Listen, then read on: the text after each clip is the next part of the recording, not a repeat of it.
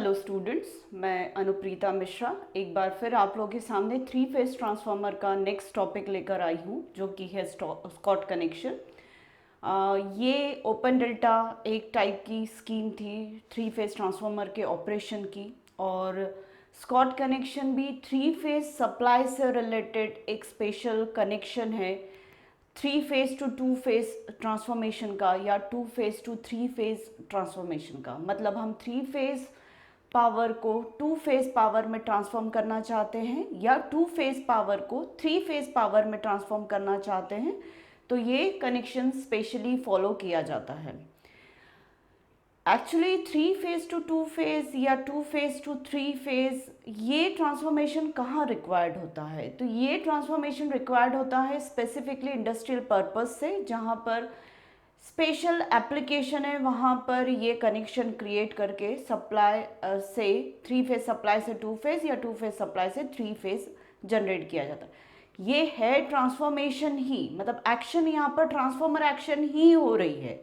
मतलब transformer action यानी mutual induction. मैं बहुत जल्दी ट्रांसफॉर्मर एक्शन से रिलेटेड एक स्पेशल टॉपिक अपलोड करने वाली हूँ, तो वहाँ पर बेसिक्स ऑफ ट्रांसफॉर्मर एक्शन या ट्रांसफॉर्मर एक्शन होती कैसे है, ये ट्रांसफॉर्मेशन होता कैसे, ये सारी चीज़ें आप लोगों को क्लियर हो जाएंगी। मैं इस टॉपिक पर वापस आती हूँ।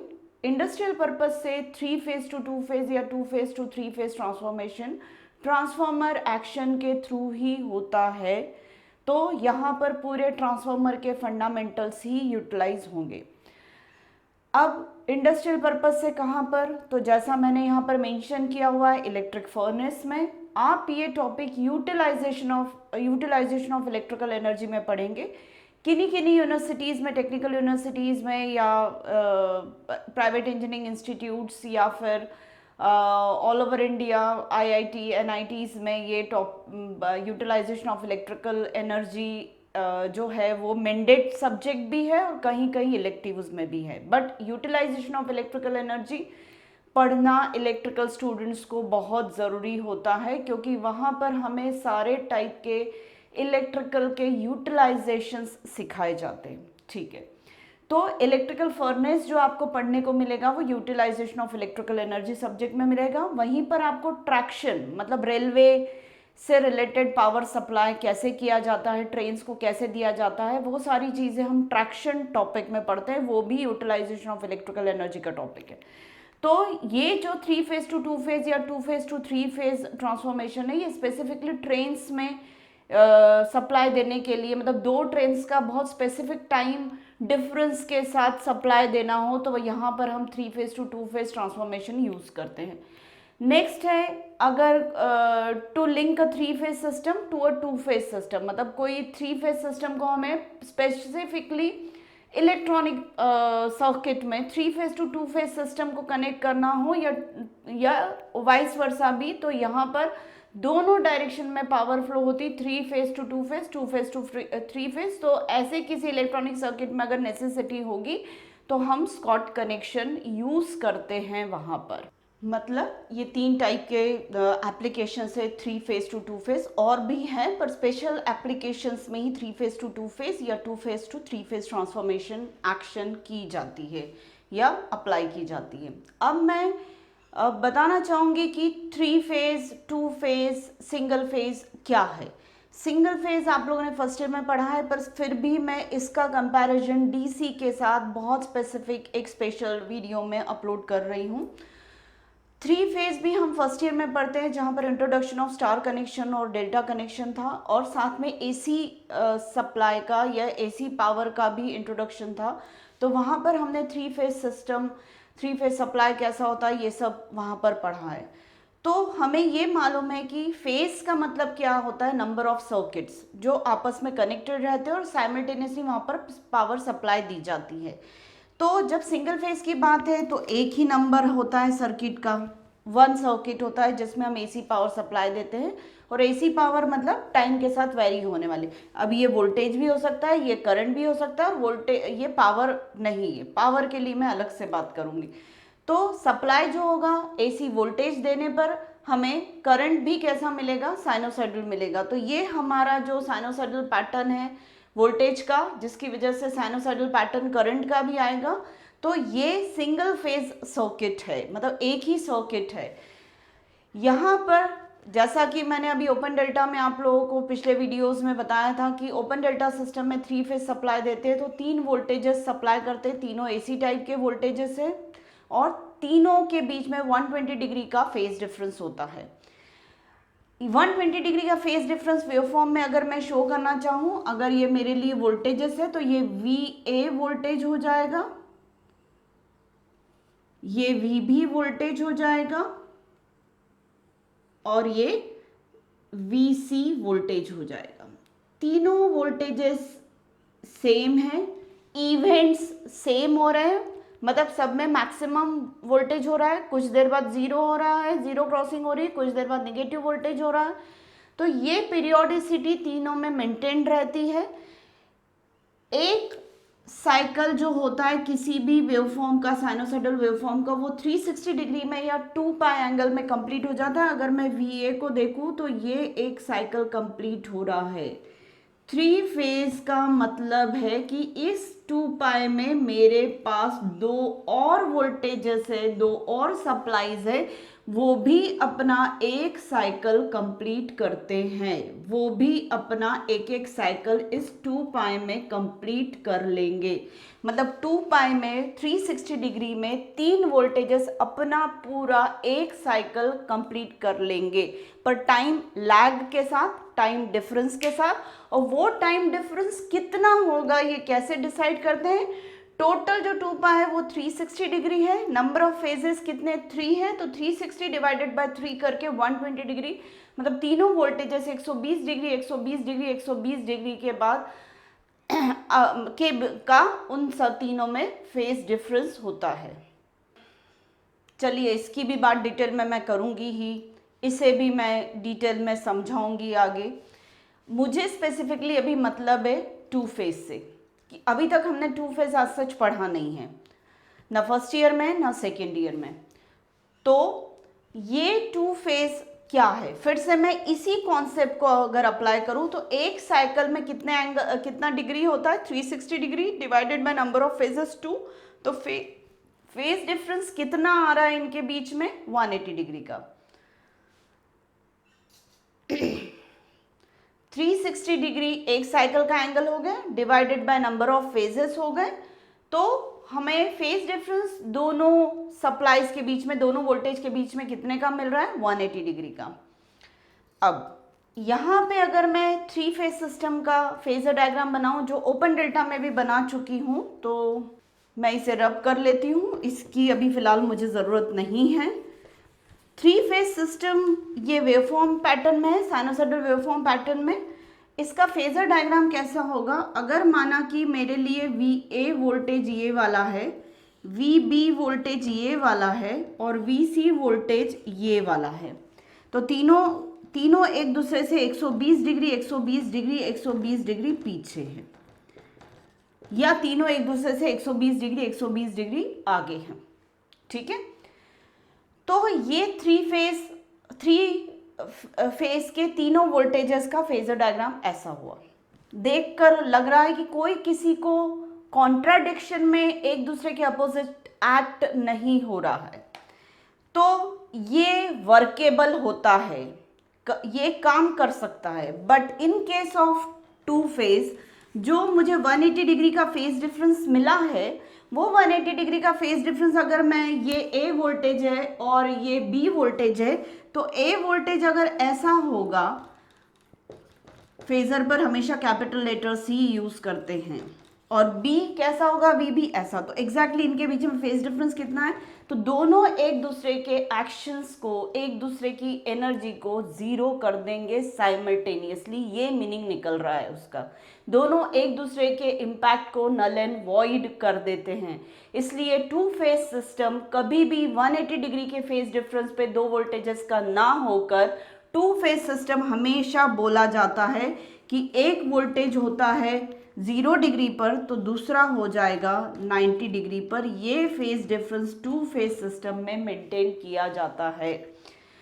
मतलब मैं लिख सकती हूँ इसे कि VA फेजर जो है वो VA मैग्नीट्यूड है और 0 डिग्री है रेफरेंस के साथ, और VB जो है वो मैग्नीट्यूड VB है और एंगल कितना है 90 डिग्री है, और बैलेंस्ड होगा तो नेचुरली इनके मैग्नीट्यूड्स कैसे हो जाएंगे सेम, तो VA is equal to V angle 90 degree हो जाएगा, VB इक्वल टू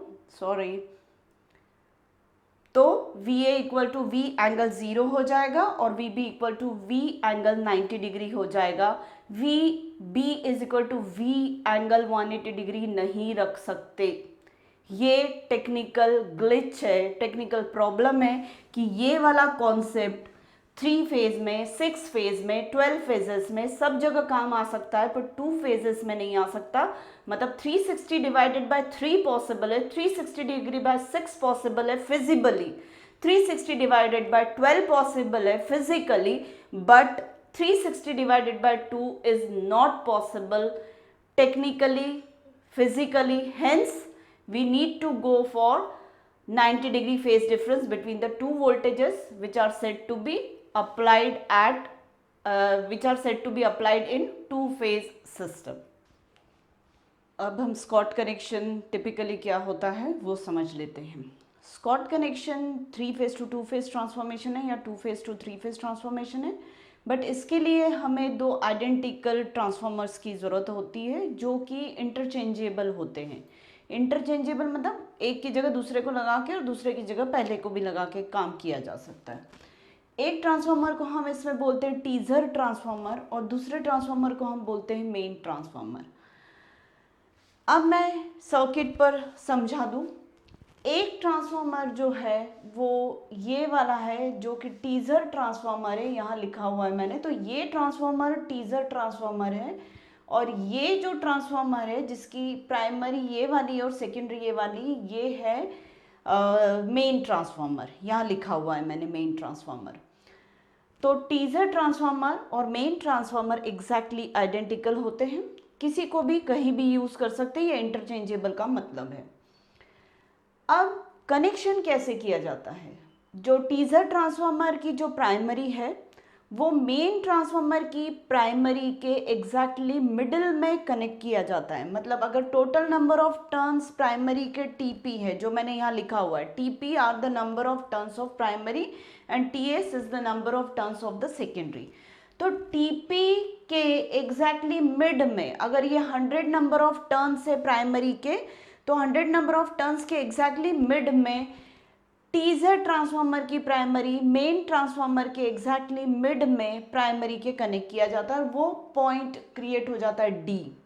अब डी यहाँ है तो एबीसी कहाँ है? एबीसी हम 3 फेज सप्लाई साइड के 3 लाइन टर्मिनल्स को बोल रहे हैं, ए बी और सी। तो ए बी और सी ये है, जिसमें ए जो है वो टीजर ट्रांसफार्मर की प्राइमरी का एक एंड हो गया, टीजर ट्रांसफार्मर की प्राइमरी का दूसरा एंड हो जाता है मेन ट्रांसफार्मर की प्राइमरी के 50% टैपिंग पर। टैपिंग मतलब एक जंक्शन दिया जाता है 50% नंबर ऑफ टर्न्स पर, उस जंक्शन पे हम कनेक्ट कर देंगे मेन ट्रांसफार्मर की प्राइमरी से। बी जो होगा वो मेन ट्रांसफार्मर की वाइंडिंग का एक एंड होगा और मेन ट्रांसफार्मर की वाइंडिंग का जो दूसरा एंड होगा वो आपका सी बन जाएगा। इस तरीके से 3 line terminals A B C ये होंगे। और डी की लोकेशन मैं फिर से बता दूं, टीजर ट्रांसफार्मर की प्राइमरी का एक टर्मिनल ए है, लाइन ए है, तो दूसरा टर्मिनल जो है वो डी है। और डी कहाँ है? मेन ट्रांसफार्मर की जो है मेन ट्रांसफार्मर की टैपिंग 50% टैपिंग पर उसको कनेक्ट किया जा रहा है। टैपिंग का मतलब नंबर ऑफ टर्न्स के मिड में हम कुछ कनेक्शंस दे देते हैं एक्स्ट्रा, जब हमें करने की ज़रूरत पड़ती है। जैसे मैं एक टैपिंग यहाँ भी दे सकती हूँ, एक टैपिंग यहाँ भी दे सकती हूँ। तो चाहूँ तो मैं ट्रांसफार्मर की पूरी वाइंडिंग को यूटिलाइज ना करके मैं उसके 70% को, 50% को, 75% को, 80% को कनेक्ट कर सकते हैं हम। जैसे रियोस्टेट होता है ना, रियोस्टेट में जॉकी होती है, जॉकी भी क्या क्रिएट करके देती है हमें? अलग अलग लेंथ ऑफ वायर, रियोस्टेट की अलग अलग लेंथ ऑफ वायर को यूज करने के हिसाब से हमें डिफरेंट पॉइंट्स पर कनेक्शन क्रिएट करके देती है। पर ट्रांसफार्मर की केस में टैपिंग्स मतलब डिफरेंट परसेंटेज ऑफ वाइंडिंग पर हमारे पास कनेक्शंस अवेलेबल रहते हैं।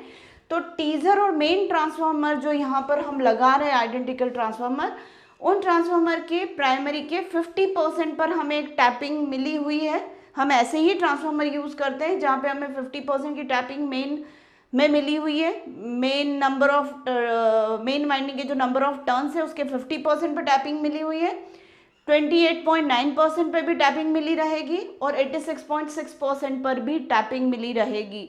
तो ऐसे मेन और टीजर ट्रांसफार्मर की प्राइमरीज रहेंगी। स्कॉट कनेक्शन के लिए जिसको हमने टीजर ट्रांसफार्मर बनाया है, उस टीजर ट्रांसफार्मर की प्राइमरी का सेकेंड टर्मिनल हम मेन ट्रांसफार्मर की प्राइमरी के 50% टैपिंग पर कनेक्ट करके डी पॉइंट क्रिएट करते हैं। तो हमारे पास एक टी जैसा बन गया। एक्चुअली ये टी नहीं होता है, ये तो जस्ट एक कनेक्शन किस स्कीम में किया जा रहा है वो यहाँ पर टी जैसा हमको दिख रहा है। टिपिकल स्कीम को फॉलो करके यहाँ कनेक्शन करें, अदरवाइज मैं जब ग्रुप कनेक्शन बताऊंगी तो वहां पर भी मैं बात कर लूंगी कि ट्रांसफार्मर्स एक्चुअली बॉक्सेस रखे हुए हैं और उनके वायर्स हमें जो मिले हुए हैं उनको कनेक्ट कैसे किया जाए। तो यहाँ पे मेरे पास दो ट्रांसफार्मर्स के बॉक्सेस है। दोनों प्राइमरी से मुझे 3-3 वायर बाहर निकले हुए हैं। दोनों एंड पे भी मुझे, मतलब एक ट्रांसफार्मर की प्राइमरी से मुझे 5 वायर बाहर मिल रहे हैं, 3 टैपिंग्स के और 2 एंड के, ऐसे। तो कनेक्शन उन वायर्स को यूज करके कनेक्शन अभी जैसा मैंने समझाया वैसे किया जाता है। फिर से बता दूं, प्राइमरी टीजर की जो होगी उसका एक टर्मिनल ए लाइन है, दूसरा टर्मिनल डी है और ये डी टर्मिनल मेन ट्रांसफार्मर की 50% टैपिंग पर कनेक्टेड है। अब सेकेंडरीज जो है, मेन की सेकेंडरी ये है, सॉरी टीजर की सेकेंडरी है, मेन की सेकेंडरी ये है। तो सेकेंडरी में कोई टैपिंग नहीं है। सेकेंडरी से बाहर यहाँ पर मुझे एक वोल्टेज आउटपुट पर मिलेगा जिसका मैग्नीट्यूड मैं V2T ऐसे यूज करूँगी और ये एब्रीविएशन सफिक्सेस कैसे लिए वो मैं अभी बता देती हूँ। और सेकेंड ट्रांसफार्मर के सेकेंडरी पर भी मुझे एक आउटपुट मिलेगा, उसका नाम मैंने V2M लिया है।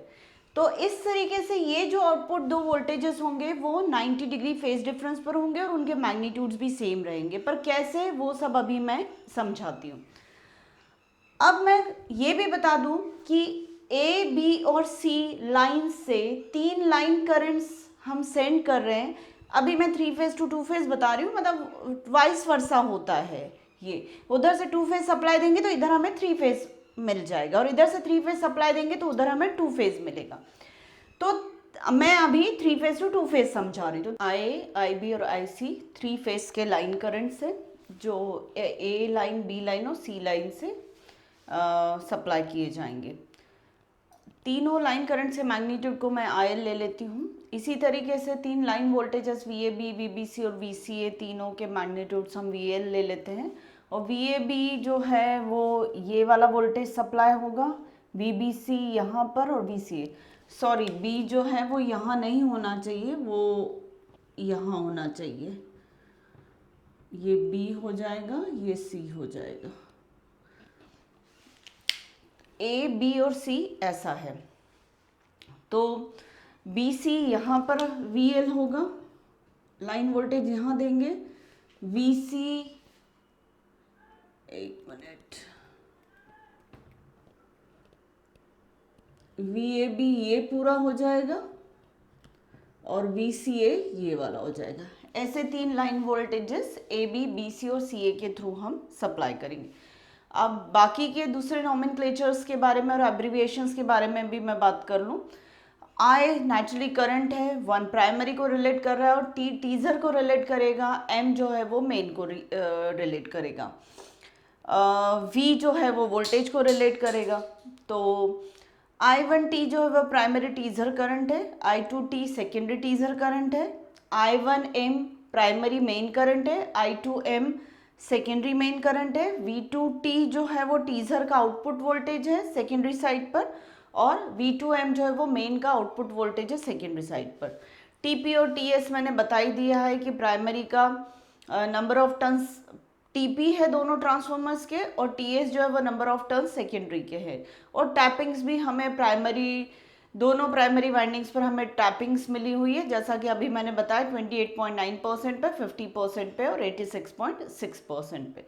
अब इसके आगे मैं फेजर डायग्राम की बात करूंगी। बोर्ड को मैं रब कर लेती हूँ, तो हम आगे का कैसे 3 फेज टू 2 फेज ट्रांसफॉर्मेशन होता है ये हम फेजर डायग्राम की मदद से समझ सकते हैं। अब फेजर डायग्राम कैसे मदद कर रहा है, यहाँ पर देखा जाए तो इस स्कीम में ए मेरे पास एक इक्विलैटरल ट्रायंगल के टॉप पर है, बी यहाँ पर है और सी यहाँ पर है। तो ये मेरा एक इक्विलैटरल ट्रायंगल बन रहा है। ठीक है, ये एक बात हो गई। VBC, सी और बी के बीच का वोल्टेज जो है वो VBC लाइन वोल्टेज है, तो वो ये रहा। और वो कितना एंगल है रेफरेंस के साथ, अगर मैं ये रेफरेंस लाइन ले लूँ तो 0 डिग्री है, मतलब ये लंबाई हो गई VL और रेफरेंस के साथ कितना एंगल ले रहा है ये 0। तो इस पर्टिकुलर VBC लाइन वोल्टेज को जो हॉरिजेंटल है, इस स्कीम के अकॉर्डिंग भी यहाँ भी मैं हॉरिजेंटल शो कर रही हूँ और ये रेफरेंस के साथ 0 एंगल बना रहा है, तो मेरे लिए पोलर फॉर्म हो जाएगा इसका, पोलर रिप्रेजेंटेशन VL एंगल 0। यहाँ पर फिर VAB जो है वो ये वाला हो गया, और VAB एक्चुअली जो फिजिकली हम अप्लाई कर रहे हैं वो ऐसे अप्लाई कर रहे हैं, पर देखा जाए तो ये एक साइड हो गई ट्रायंगल की, ऐसी वाली एब्स्ट्रैक्ट साइड। तो मैं VAB को ऐसे दिखा रही हूँ पैरेलल टू दिस, और नेचुरली ये 120 इक्विलैटरल ट्रायंगल बोल रही हूँ तो 120 डिग्री का फेज डिफरेंस दो लाइंस के बीच में एक्सटर्नल एंगल हो ही जाएगा। तो VAB ये है, तो VAB is equal to VL, और रेफरेंस से 120 डिग्री एंटी क्लॉकवाइज डायरेक्शन में तो प्लस 120 डिग्री हो गया। फिर ये वाला VCA, पर एक्चुअली फिजिकली ये वोल्टेज कैसे वो VCA C हायर पोटेंशियल पर A के रिस्पेक्ट में, तो VCA जो है कहाँ अप्लाई कर रहे हैं हम, इन दोनों टर्मिनल्स के बीच में। तो मैं VCA फेजर को ऐसे भी शो कर सकती हूँ, तो ये कर दिया, सॉरी ये कर दिया, मतलब VBC इसके पैरेलल हो गया, VAB उसके पैरेलल हो गया और VCA इसके पैरेलल ये हो गया। और देखा जाए तो ये 120 degree apart from each other है। ठीक है, अब इन्हीं को मैं ट्रायंगल फॉर्म में, जैसा कि मेरा B ये है, C ये है, A है ये, तो B कहाँ है, यहाँ है, तो ये मेरा B पॉइंट हो गया, ये C कहाँ है, ये हो गया, A कहाँ है वो, तो क्या इन तीनों वर्टाइसेस के बीच में इन फेजर्स को फिट कर सकती हूँ? यस, VBC मेरा ये हो गया, VAB ये हो गया और VCA ये हो गया।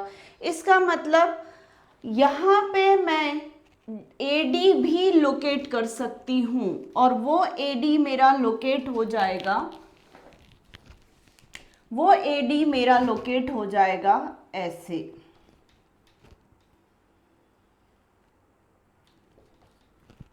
ये मेरा C पॉइंट है, ये मेरा B पॉइंट है और ये वाला वर्टेक्स A पॉइंट है और ये D पॉइंट हो गया। तो VBC वोल्टेज ये हो गया, VAB वोल्टेज ये हो गया, VCA वोल्टेज ये हो गया। तो टीजर ट्रांसफार्मर की प्राइमरी के अक्रॉस का वोल्टेज जो AD है वो ये वाला हो जाएगा।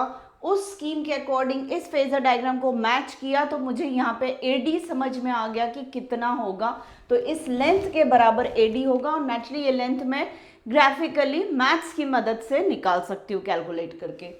तो ये मेरा, और A कैसा है, हायर पोटेंशियल पर है विथ रिस्पेक्ट टू D, तो ये मेरा नेम इसका जो होगा वो VAD ऐसा नाम होगा इसका, VAD ये फेजर हो जाएगा। अब VAD फेजर मैं कैसे निकाल सकती हूँ, ठीक है, उससे पहले मैं बताना चाहती हूँ VBC जो है उसको D पॉइंट जो है वो दो हिस्सों में इक्वली डिवाइड कर रहा है। क्यों? क्योंकि BD का जो नंबर ऑफ टर्न्स है और DC के जो नंबर ऑफ टर्न्स है वो इक्वल है, तो D एग्जैक्टली पूरे VBC को दो हिस्सों में डिवाइड कर रहा है, मतलब हाफ VBC यहाँ है, हाफ VBC यहाँ है। तो मुझे VAD फाइंड करने में हाफ VBC मदद करेगा। हाफ VBC मतलब ये हो गया VBD, फिर हो गया VAB, और ये मुझे दे देगा लॉ ऑफ ट्रायंगल। पहला लाइन खींचो, उसके एंड पे दूसरा फेजर बनाओ, मतलब पहला फेजर, दूसरा फेजर उसके एंड से स्टार्ट करो। अब इनका जो रिजल्टेंट होगा वो फर्स्ट फेजर के स्टार्टिंग पॉइंट से सेकेंड फेजर के एंड पॉइंट पे बनेगा, और यही मेरा VAD फेजर हो जाएगा। इस तरीके से मैं VAD की वैल्यू फाइंड कर सकती हूँ VBC का हाफ लेकर। मतलब क्या है VBC का हाफ? VBD, और वो है 1/2 VBC, ऐसे लिख सकती हूँ मैं। तो मैथमेटिकली मैं A और D के बीच का वोल्टेज निकालने के लिए VAD phasor is equal to VBD plus VAB, ये लिख लिया। VBD को मैं 1/2 VBC लिख रही हूँ प्लस VAB लिख रही हूँ। VBC जो है वो VL/2 तो ये हो गया, और VBC का मैग्नीट्यूड VL है और एंगल 0 है, तो VL एंगल 0 का डिवाइडेड बाय 2 कर दिया। VAB पूरा का पूरा VL 120 डिग्री है, इसको VL/2 एंगल 0 मतलब VL/2 ही होगा।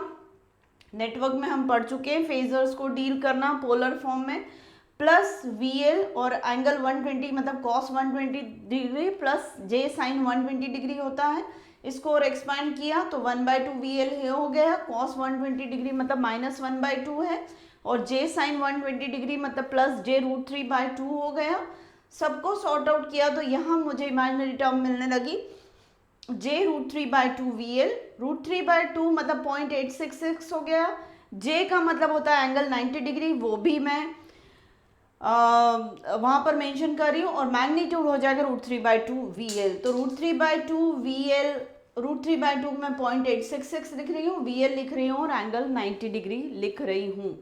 ये इस तरीके से VAD की लेंथ अभी मुझे पता चली है। इसके वजह से और क्या बदलाव हमें करने पड़ेंगे अभी बता रही हूँ मैं। मतलब VAD जो हमें मिला है वो हमें 0.866 VL एंगल 90 डिग्री। अब ये वोल्टेज कहाँ मिल रहा है हमें? A और D के बीच में। यहाँ पे अगर मैं वोल्ट मीटर लगाऊंगी तो मुझे VL का 86% यहाँ मिल जाएगा। यही मतलब है इसका। फिर से बता दूं, A और D के बीच में वोल्ट मीटर लगाऊंगी तो मुझे 86% ऑफ VL मिल जाएगा इसको देखते हुए, ठीक। और ये कितने एंगल पे है? 90 डिग्री पे। कहाँ से समझ में आ रहा है? फेजर से। मतलब VBC मुझे मिल रहा है 0, VBC मिल नहीं रहा है, VBC है 0 डिग्री पे, और VAD जो है वो मिल रहा है 90 डिग्री पर। तो टीजर की प्राइमरी का वोल्टेज 90 डिग्री का है, और मेन की प्राइमरी का वोल्टेज 0 डिग्री का है।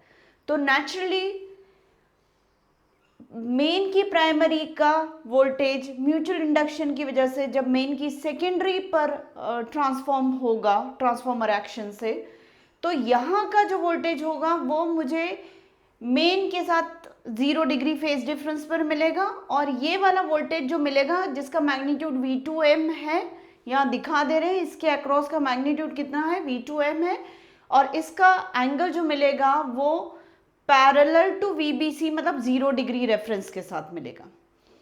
सिमिलरली AD मतलब टीजर की प्राइमरी के अक्रॉस का वोल्टेज 90 डिग्री फेज डिफरेंस पर है और मैग्नीट्यूड 0.866 VL है, तो उसी के करस्पॉन्डिंग यहाँ पर मुझे सेकेंडरी पर V2T वोल्टेज मिलेगा। मैग्नीट्यूड की अभी मैं बात कर लेती हूँ, पर मुझे जो एंगल मिलेगा रेफरेंस के साथ उस सेकेंडरी वोल्टेज का, टीजर की सेकेंडरी का 90 डिग्री पर मिलेगा विथ रिस्पेक्ट टू रेफरेंस।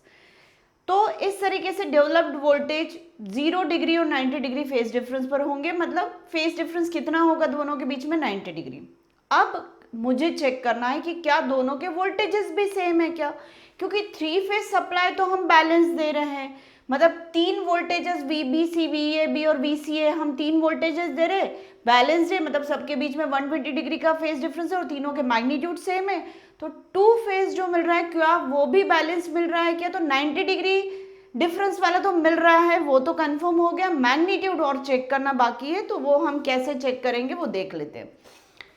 अभी अभी देखा कि VAD 0.866 VL है, एंगल 90 डिग्री तो है ही, यही आपका V2T है, ये V2T फेज इसके करस्पॉन्डिंग है नहीं, इसी के प्रोपोर्शनल मुझे V2T मिलेगा, इसी के प्रोपोर्शनल मुझे V2T मिलेगा।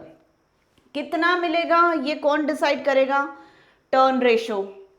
किसका टर्न रेशो? इसकी सेकेंडरी और प्राइमरी का टर्न रेशो जो होगा वही सेकेंडरी वोल्टेज और प्राइमरी वोल्टेज का टर्न रेशो होगा। तो इसको मैं यहाँ लिख दे रही हूँ, primary turn divided by secondary turn, primary voltage divided by secondary voltage. VBC जो है वो कितना है? VL एंगल 0 डिग्री, ये वाला जो VBC है VL एंगल 0 डिग्री, तो इसी के प्रोपोर्शनेट मुझे V2M मिलेगा 0 डिग्री पर। मैग्नीट्यूड कितना मिलेगा? फिर मैं उसी से निकालूंगी, number of turns of primary divided by number of turns of secondary is equal to primary voltage divided by secondary voltage. अब दोनों ट्रांसफार्मर आइडेंटिकल है, टीजर और मेन, तो naturally TP upon TS, TP upon TS तो same होगा। अब देख लेते क्या हो रहा है, इस 0.866 की वजह से क्या हो रहा है वो चेक करते। तो पहले मैं ये उठा रही हूँ, यहां से मैं V2T निकाल सकती हूँ, ये लिखा है V2T is equal to VAD into TS upon TP। ठीक, VAD कितना है? 0.866 VL और ब्रैकेट में TS upon TP as it is रखा। अब मैं इसको देख लेती हूँ, तो V2M कितना होगा? VBC into TS upon TP। अब VBC जो है वो कितना है? VL तो है ही मैग्नीट्यूड वाइज, और TS अपॉन TP। यहाँ से समझ में आया कि V2T और V2M में भी जो रेशो मिलेगा वो 0.866 का मिलेगा, दोनों बैलेंस नहीं मिलेंगे, मतलब इसके सेकेंडरी का वोल्टेज ज़्यादा मिलेगा, उसके सेकेंडरी का वोल्टेज कम मिलेगा, पर हमें तो टू फेज बैलेंस चाहिए, मतलब दोनों के बीच में 90 डिग्री का फेज डिफरेंस भी चाहिए और दोनों का मैग्नीट्यूड भी हमें सेम चाहिए। तो कैसे करेंगे इसको? करने के लिए हमें थोड़ा मैकेनिकल मतलब फिजिकल सर्किट पर जाना पड़ेगा। इस एक्सप्रेशन को ऑब्जर्व करिए और इस एक्सप्रेशन को ऑब्जर्व करिए। क्या मैं किसी तरीके से 0.866 डिवीजन में ले आऊं, किसी तरीके से मैं 0.866 डिवीजन में ले आऊं तो ये कैंसिल हो जाएगा और V2T भी V2M के बराबर हो जाएगा। अब ये मैं कैसे ला सकती हूँ? तो वो मैं ऐसे ला सकती हूँ कि TP जो है वो इतना पूरा है, number of turns of primary. अगर मैं number of turns of primary को 86% की टैपिंग से कनेक्ट कर देती हूँ, मतलब TP को ये D पॉइंट जो है वो ये पूरा अगर 100 नंबर ऑफ टर्न से A और D के बीच में TP की वैल्यू 100 है, तो अभी तो मैंने D को कहाँ कनेक्ट करके रखा है? 100th 100वें टर्न को मैंने यहाँ पे कनेक्ट करके रखा है। टीजर ट्रांसफार्मर की प्राइमरी के 100वें टर्न से जो एंड टर्मिनल है वाइंडिंग का, उसको मैंने BC के मिड पे D पे कनेक्ट करके रखा हुआ है। अब मैं क्या कर दूंगी, 87th टर्न को D पे कनेक्ट कर देती हूं और बाकी की रिमेनिंग जो करीब 13 टर्न है उनको यूज नहीं करती हूं। तो ये 87th पे मुझे एक टैपिंग मिली हुई है, उस टैपिंग को मैं मिड ऑफ द BC से कनेक्ट कर देती हूँ, मतलब 50% टैपिंग ऑफ मेन ट्रांसफार्मर पे कनेक्ट कर देती हूँ और बाकी की बची हुई 13 टर्न्स को मैं नहीं यूज करती। तो अब मेरे नंबर ऑफ टर्न्स प्राइमरी के कितने हो गए? 87 या 0.86 जो भी आप समझ लो, 80.866 मेरे नंबर ऑफ टर्न्स हो गए, तो उसको मैंने ले लिया। अब मेरा डिनोमिनेटर TP नहीं रहा है, मतलब फिजिकली मैंने नंबर ऑफ टर्न्स 100 नहीं लिए हैं, उसका मैंने 87% या 86.6% ले लिया है और उसको मैंने सब्सटीट्यूट कर दिया। तो अब मुझे मैथमेटिकली V2T की value VL into TS upon TP मिल गई है। इसका मतलब मैंने दोनों ट्रांसफॉर्मर्स की सेकेंडरी इसका बैलेंस्ड वोल्टेज, मतलब मैग्नीट्यूड वाइज भी बैलेंस कर लिया और एंगल वाइज तो 90 डिग्री फेज डिफरेंस है ही। तो ये पूरा बेसिक मैंने आप लोगों को 3 फेज टू 2 फेज ट्रांसफॉर्मेशन समझाया स्कॉट कनेक्शन की मदद से। स्कॉट कनेक्शन का एनालिसिस आगे भी है, तो मैं इसका स्कॉट कनेक्शन का सेकेंड पार्ट और थर्ड पार्ट भी समझाऊंगी, ज़रूरत पड़ी तो फोर्थ पार्ट भी प्रॉब्लम के साथ। तो ये बेसिक है पूरा स्कॉट कनेक्शन का। उम्मीद है आप लोगों को पसंद आया होगा। अगर कोई क्वेरीज हो तो आप मुझे कांटेक्ट कर सकते हैं मेरे फेसबुक लिंक पे जो मैंने वीडियो के साथ देकर रखी है, और लिंक शेयर करके रखी इंस्टाग्राम की भी फेसबुक की भी। आपको कोई भी क्वेरी हो तो मुझसे आप पूछ सकते हैं, मैं आपकी सारी क्वेरीज सॉर्ट आउट करने की कोशिश करूँगी। प्लीज़ मेरे चैनल को लाइक शेयर और सब्सक्राइब करें। Thank you.